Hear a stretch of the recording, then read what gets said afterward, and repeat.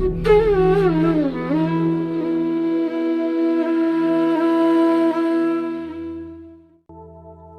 क्या है? बदलाव ही समय है। हम्म। काल क्या है? काल है परिवर्तन। जी माँ। हाँ परिवर्तन बोलिए। दो अवस्थाओं के बीच का जो परिवर्तन है उसको मापने की जो एक मापक यंत्र है वो उसे समय के उसमें नापा गया है। ठीक है। परिवर्तन को मापने के लिए जिस शब्द का या मापक का हम इस्तेमाल कर रहे हैं उसे काल कहते हैं, है ना? वैसे काल वास्तव में होता है, नहीं होता?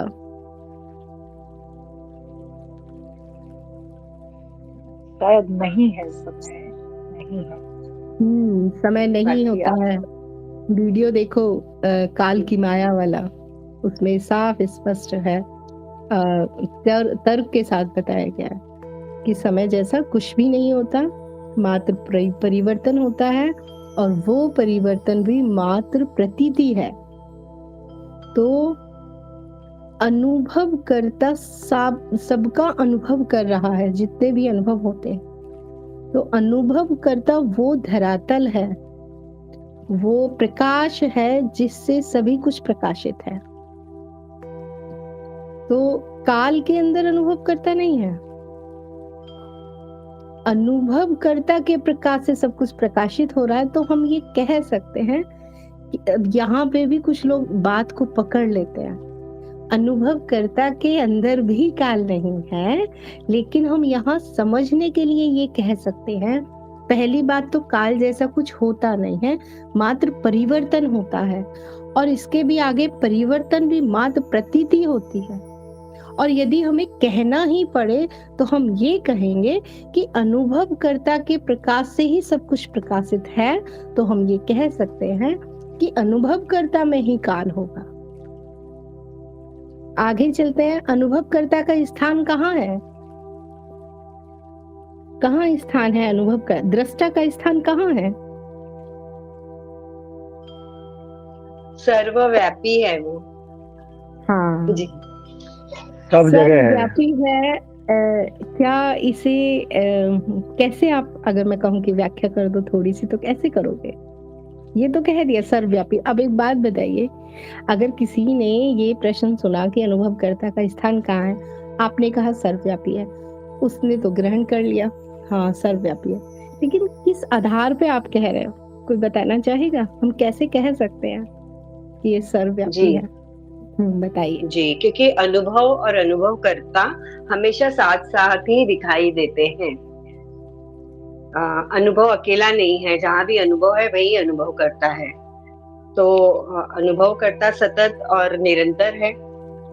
तो और अगर कोई हम स्थान मान ले तो स्थान का हमें अनुभव हो जाएगा, तो वो अनुभव करता में नहीं आएगा। तो अनुभव करता जो है उसके उसी के ही प्रकाश में ही सब हो रहा है। उस हिसाब से ये सर्वव्यापक है अनुभव करता। जी आप कैसे कहेंगे? मान लीजिए कि कोई एकदम आ गए कि अनुभव करता सर्वव्यापी है, कैसे आप कह रहे हैं? तो कैसे कहना चाहेंगे? किस मैम आधार पे आप कह अनुभव रहे हैं कि वो सर्वव्यापी है? मैम अनुभवकर्ता से हम पार नहीं जा सकते, क्योंकि जो जाएगा वही अनुभव करता है। तो उसका कोई स्थान नहीं हो सकता।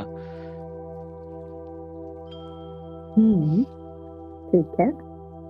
उसको हम सामने तराजू पे लाके नहीं रख सकते अनुभवकर्ता को कि भाई ये है और इसका अब स्थान ये है, ऐसे नहीं कह सकते।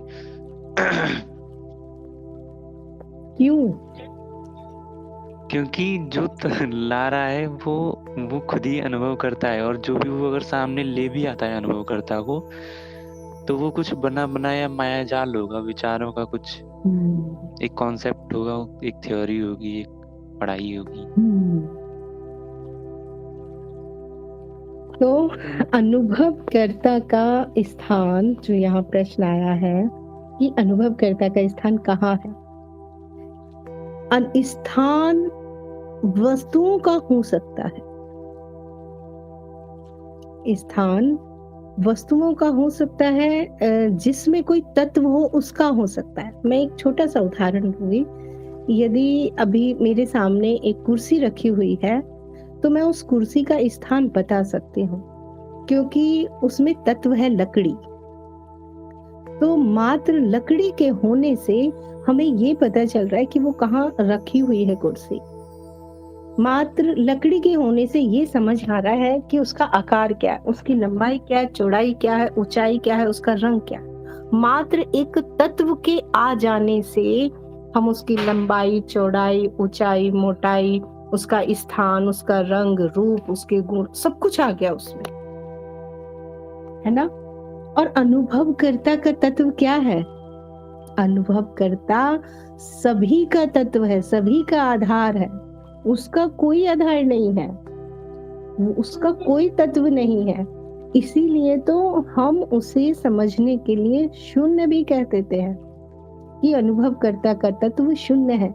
लेकिन ये भी सिर्फ हम समझने और समझाने के लिए कह रहे हैं। हम शब्दों को भी जो ला रहे हैं वो सिर्फ इसलिए कि हम समझ सके और समझा सके, नहीं तो अनुभवकर्ता का कोई तत्व नहीं है। जिसका तत्व नहीं है निश्चित, तो उसका स्थान कैसे निश्चित होगा? और जिसका कोई स्थान निश्चित नहीं है तो वो यहाँ भी हो सकता है, लेफ्ट साइड भी, वो तो राइट साइड भी, वो तो ऊपर भी, नीचे भी, वो तो यहाँ भी, वो तो कहीं भी हो सकता है। इसीलिए हम कह पाते हैं कि वो सर्वव्यापी है। एक निश्चित स्थान नहीं है, इसीलिए ही हम कह पाते हैं कि वो सर्वव्यापी है। अगर एक निश्चित स्थान हो जाता तो हम कभी नहीं कह पाते कि वो सर्वव्यापी है ना। तो अनुभवकर्ता का स्थान ही नहीं है, या फिर हम ये कहें सब जगह वही है, क्योंकि सब जगह तो हमें अनुभव नजर आते हैं। जागृत में जाओ तो अनुभव, सूक्ष्म में जाओ तो अनुभव, स्वप्न में जाओ तो अनुभव, जहां भी जाओगे वही अनुभव, और जहां अनुभव है वही अनुभव करता भी होगा, साथ साथ ही होंगे दोनों। तो निश्चित स्थान तो इसका कहीं भी नहीं। आगे चलते हैं। क्या ज्ञान होने के बाद भी शिष्य को गुरु की आवश्यकता पड़ती है? कौन उत्तर देंगे? गुरु माँ हेलो। हाँ पिछले जी। सवाल से मुझे कुछ अवलोकन था और वो एक सवाल भी था। बोला गया कि अनुभवकर्ता सर्वव्यापी है, तो कुछ कहना चाहता हूँ मैं। जैसे यहाँ पे हाँ, 16 लोग हैं वीसी हम्म, पर, और सभी के अंदर अनुभवकर्ता मौजूद है, तो हम ये कह सकते हैं कि अनुभवकर्ता सर्वव्यापी यानी सब में मौजूद है। और इस पृथ्वी पर या कि जितने भी जीव हैं सब कुछ ना कुछ अपने स्तर पे अनुभव कर रहे हैं, है ना। एक जीव है जो जानवर है, वो भी ठंड और गर्मी का अनुभव कर रहा है। हम भी यहाँ पे अनुभव कर रहे हैं, शांति का अनुभव कर रहे हैं, लीन कर रहे हैं। सवाल मेरा ये था कि अनुभवकर्ता और साक्षी, इन दोनों में अगर अंतर है तो क्या है? साक्षी मात्र, साक्षी का अर्थ क्या है? साक्षी का अर्थ ये है, ये स्मरण होना कि मैं अनुभव करता हूँ, इसका स्मरण होना साक्षी है। इसी को हम चेतना भी कहते हैं। चेतना का भी यही अर्थ है कि मैं मात्र दृष्टा हूँ, या मैं दृष्टा हूँ, या दृष्टा। तो चेतना और साक्षी एक ही है। अब आपने कहा कि दोनों में अंतर क्या है? जो हमारी चेतना है, या जिसे हम साक्षी भाव कह रहे हैं, तो साक्षी भाव के साथ में भाव शब्द लगा हुआ है। भाव मतलब भावनाएं, भावनाएं, विचार, कल्पनाएं, इच्छा, ये सब मन का ही हिस्सा है। तो हम ये भी कह सकते हैं कि मन की सबसे ऊपरी परत, चित्त की सबसे ऊपरी परत चेतना है। तो साक्षी भाव हो गया चेतना का हिस्सा, मन का हिस्सा, और साक्षी हो गया दृष्टा। जी दोनों में अंतर समझ आया? जी हाँ। तो साक्षी शब्द का इस्तेमाल दृष्टा के लिए भी किया जाता है, अनुभवकर्ता के। तो जब हम साक्षी भाव की साधना करते हैं तो शुरू में हमें साक्षी भाव को साधना होता है, क्योंकि क्या है, ये भाव है, साधना होता है। लेकिन फिर कुछ समय बाद हमें साक्षी भाव को साधना नहीं पड़ता, फिर साक्षी ही शेष बचता है। तो इसीलिए 3 चरण बताए हैं, श्रवण, मनन, निधिध्यासन, मतलब साक्षी भाव।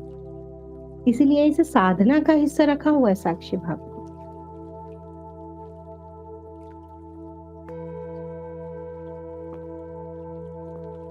आगे हमारा प्रश्न था, क्या ज्ञान होने के बाद भी शिष्य को गुरु की आवश्यकता होती है?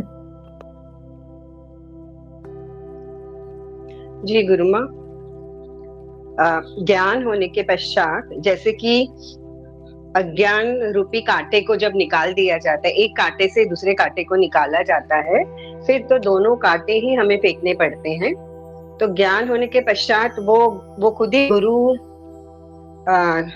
गुरु के इसमें पहुंच जाते हैं। तो उस समय उसके बाद तो उनकी मर्जी है, या तो वो ज्ञान का प्रसार करे या फिर वो बस उसमें स्थित होना होता है। तो गुरु भी मतलब छूट जाता है, क्योंकि वो खुद ही उस पे हो जाते हैं। और गुरु तत्व है, तो गुरु क्षेत्र मतलब उससे कनेक्ट हो जाते हैं, फिर तो एक ही हो जाते हैं। जी सही कहा आपने। ज्ञान होने के बाद में पता चलता है कि गुरु और शिष्य दो नहीं है, भेद मिट जाता है, द्वैत खत्म हो जाता है, फिर वो दो नहीं बचते। तो यदि ज्ञान होने के बाद भी गुरु की आवश्यकता है, तो फिर वो एक व्यवहारिक रूप हो सकता है, बस एक व्यवहारिक तौर पे हो सकता है। एक अब आवश्यकता के तौर पे नहीं होगा, वो एक प्रेम का भाव हो सकता है, जो कि अब सबके प्रति होगा। फिर आसक्ति वहां नहीं होगी, वहां डिपेंडेंट नहीं होंगे। अब जैसे नॉर्मली साधक डिपेंडेंट होते हैं अपने गुरु पे, उनके मार्गदर्शन पे चलते हैं, उनके बताए हुए विधियां, साधनाएं, सारी चीज। लेकिन जब वो ज्ञान उसे हो गया, जब उसने जान लिया कि मैं और गुरु शरीर अलग हो सकते हैं, लेकिन हमारा तत्व एक है, हम एक ही हैं हम, तब फिर ज्ञान के लिए कोई आवश्यकता नहीं है गुरु की। यदि कोई शिष्य गुरु के साथ आसक्त हो जाता है, तो स्वयं गुरु ही उसे अपने पास से हटा देता है। तो जो गुरु ये चाहता है कि मेरे पास शिष्य चिपका ही रहे, इसका मतलब है कि फिर वो गुरु, उसे फिर हम कैसे गुरु कहें? फिर तो उसने बस इतना किया कि दुनिया से उसे हटा दिया और अपने से चिपका लिया। तो चिपका हुआ तो वो अभी भी है, पहले संसार से चिपका हुआ था, पद से, प्रतिष्ठा से, सम्मान से, पैसों से, स्त्री से, परिवार से, संबंधों से। अब सारे संबंध तो तोड़वा दिए हैं गुरु ने, अब लेकिन अपने से। तो यदि अपने से गुरु नहीं हटा रहा है, तो फिर वो गुरु क्या? गुरु का तो अर्थ ही हुआ ना कि वो आपको पूरी स्वतंत्रता में लेके जाए, कहीं कोई बंधन ना बचे, कहीं कोई अज्ञान ना बचे, मान्यताएं ना बचे, धारणाएं ना बचे। तो यदि शिष्य आसक्त भी हो जाता है, तो गुरु स्वयं ही कुछ उपाय करते हैं और वो उस आसक्ति को हटा देते हैं, काट देते हैं। एक तरह से जो थोड़ी बहुत आसक्ति बची है, जो अंधकार बचा है, वो उसको भी प्रकाश में कर देते हैं। तो ज्ञान होने के बाद शिष्य को गुरु की आवश्यकता नहीं है, वो स्वयं ही गुरु है। वो आगे चलते हैं, ज्ञान मार्ग पर मंत्र का क्या महत्व है?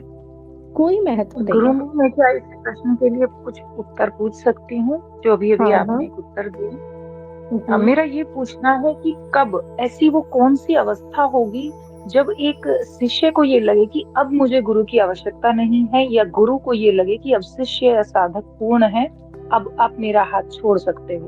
तो कि कब उसे ये एहसास हो, या कैसे जाने कि अब मुझे जरूरत नहीं है?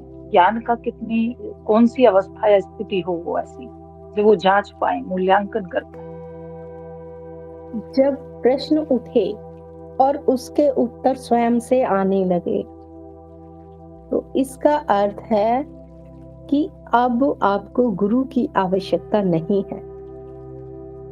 अब यहाँ एक और प्रश्न खड़ा हो जाता है कि ये कैसे जांचे कि उत्तर जो आ रहा है स्वयं से वो सही है या गलत है। तो यदि ये डाउट भी आ जाता है तब भी गुरु की आवश्यकता है, क्योंकि जब प्रश्नों के उत्तर आते हैं ज्ञान होने के बाद तो उनमें कोई डाउट नहीं होता, शंका नहीं होती, उनमें रत्ती भर भी शंका नहीं होती उत्तर में।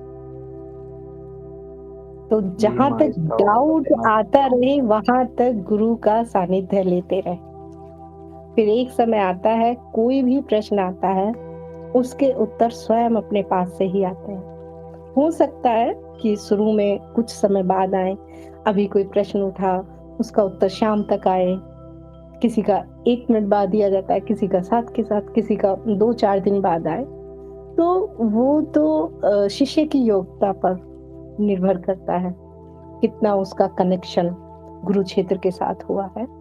लेकिन मैंने देखा है कि ज्यादातर प्रश्नों के उत्तर धीरे धीरे साधकों के स्वयं ही आने लग जाते हैं और उनमें कोई शंका भी नहीं होती कि ये जो उत्तर आया ये ठीक है या नहीं। यदि हल्की सी भी शंका आ जाए कि उत्तर तो मुझे सही लग ही रहा है, फिर भी एक बार मैं पूछ लो कि क्या ये उत्तर ठीक है,